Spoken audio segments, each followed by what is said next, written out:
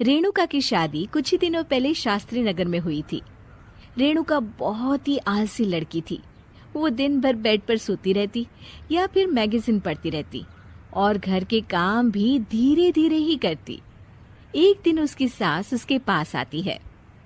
बहू, आज बेसन का चिला बना दे, बड़ा मन कर रहा है। हाँ मम्मी जी, बनाती हूँ थोड़ी देर में। थोड़ी देर में? अरे थोड़ी देर में तो रात के खाने का वक्त हो जाएगा बहू।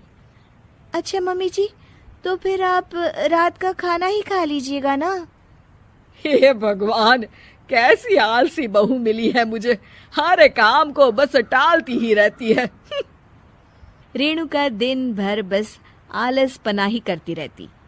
एक बार रात के खाने पर सब बैठे हैं तो रेणुका का पति कहता है, अरे ये क्या, आज फिर से करेला? रेणुका, हफ्ते में तीसरी बार ऐसा हुआ है कि करेला बन रहा है। कुछ भी बना लिया करो। अरे इतनी सारी सब्जी मिलती है मार्केट में। हाँ, पर अब कौन मार्केट जाए और सब्जी लेकर आए, इसीलिए जो था घर पर वही बना दिया। बहू, फ्रिज खोल कर देखती तो पता चलता कि सारी सब्जियां रखी होती है, पर तुम्हारा आलसपन खत्म हो तो तुम्हारी नजर जाए ना। विशाल कमरे में आकर रेणुका से पूछता है, रेणुका, मैंने कहा था तुमसे कि मेरे लिए रुमाल ले आना। मेरे सारे रुमाल खराब हो गए हैं। तुम ले आई क्या? आज नहीं गई, कल ले आऊंगी। ओफो, पिछले 4 दिनों से मैं यही सुन रहा हूँ।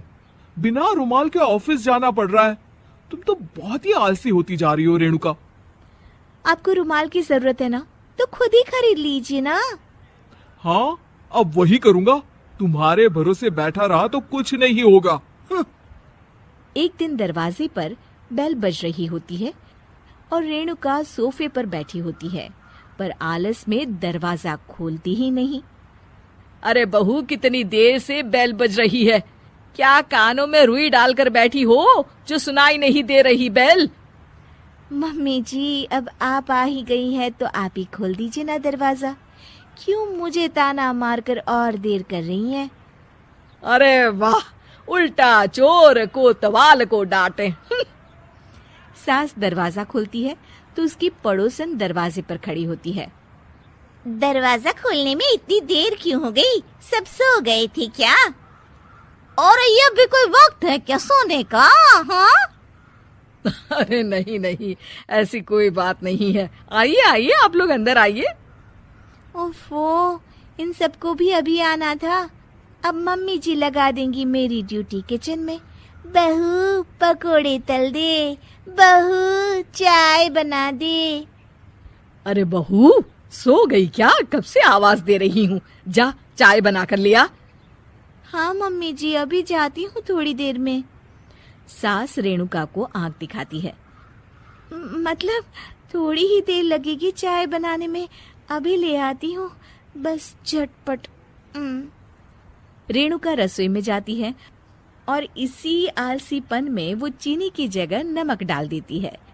जैसे ही सब चाय का घूंट भरते हैं, चाय थूक देते हैं। थू थू थू थू, ये कैसी चाय बनाई है तूने रेणुका? इसमें तो सारा नमक भरा है। हाँ, और ये पकोड़े, इसमें इतनी मिर्च है कि मेरी तो हालत ही खराब हो गई खाकर। और रेणु जी, आपकी खातिरदारी में पहले तो कभी कोई कमी नहीं रहती थी, पर जब से आपकी ये बहू आई है ना, मामला कुछ गड़बड़ा सा गया है।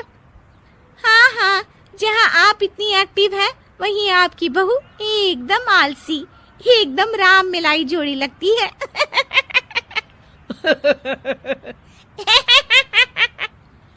अच्छा जी, चलते हैं अब।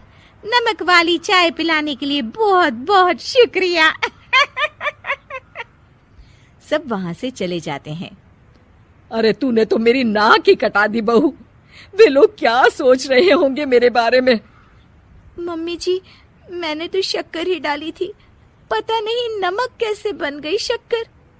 शक्कर नमक नहीं बना बहू रानी, तुम्हारा ये जो आलसपना है ना, ये उसी का नतीजा है। सॉरी मम्मी जी, अब मैं ये आलसपन छोड़कर सारे काम अच्छे से मन लगाकर करूंगी।